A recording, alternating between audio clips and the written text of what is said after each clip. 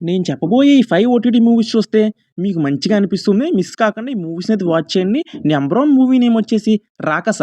ఈ మూవీని వచ్చేసి థియేటర్‌లో చాలామంది అయితే ఎంజాయ్ చేశారు. మూవీని అయితే బ్లాక్ బస్టర్ చేశారు. అలాగే ఓటీటీలో కూడా అయితే బ్లాక్ బస్టర్ చేస్తున్నారు. ఈ మూవీ వచ్చేసి మే 1 నుంచి నెట్‌ఫ్లిక్స్ ప్లాట్‌ఫామ్ మీద అయితే స్ట్రీమింగ్ అయితే స్టార్ట్ అయింది. ఇక్కడ కూడా అయితే మంచి పేరునైతే తెచ్చుకుంది మూవీ వచ్చేసి. బయటైతే 15,00,00,000కి 30,00,00,000 తెచ్చి న్యాయం చేసింది. అలాగే మూవీ వచ్చేసి ఓటీటీలో కూడా బిగ్గెస్ట్ బ్లాక్ బస్టర్ అయింది. మీరైతే మాత్రం అస్సలు మిస్ కావద్దు.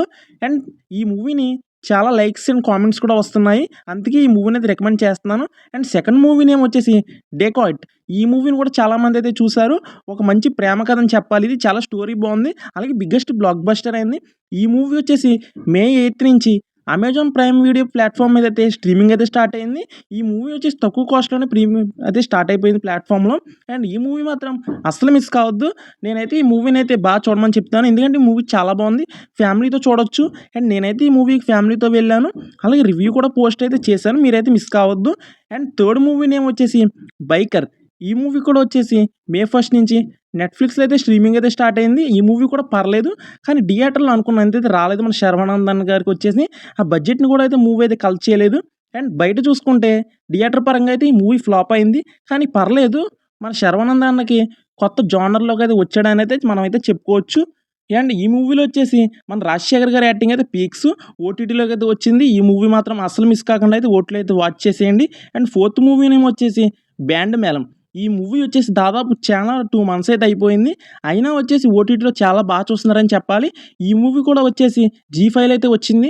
అది కూడా ఏప్రిల్ 24 నుంచి. కానీ ఇప్పటికి కూడా ఈ మూవీ క్రేజ్ అయితే తగ్గలేదు. ఇంకా ఈ మూవీని చాలామంది అయితే ఓటీటీలో వాచ్ చేస్తున్నారు. అండ్ ఫ్యామిలీతో వాచ్ చేసేవాళ్ళు కూడా అయితే ఈ మూవీని అయితే వాచ్ చేస్తున్నారు. అందువలన అయితే ఈ మూవీ కూడా చెప్తున్నాను. మీరైతే ఈ మూవీని కూడా ఒకసారి అయితే ఇంటికాడ ఫ్యామిలీతో టీవీలో అయితే ఆన్ చేసుకొని అయితే చూసేయండి. అండ్ నెక్స్ట్ మూవీ నేమ్ వచ్చేసి 'ఎల్ఐకే'. ఈ మూవీ వచ్చేసి బయటైతే ఫ్లాప్ అయిపోయినట్టే. ఎందుకంటే మన ప్రదీప్ రంగనాథన్ గారికి వచ్చేసి స్టోరీ మీద అయితే అసలు ఇంట్రెస్ట్ అయితే లేదని చెప్పాలి ఈ మూవీ మీద కూడా.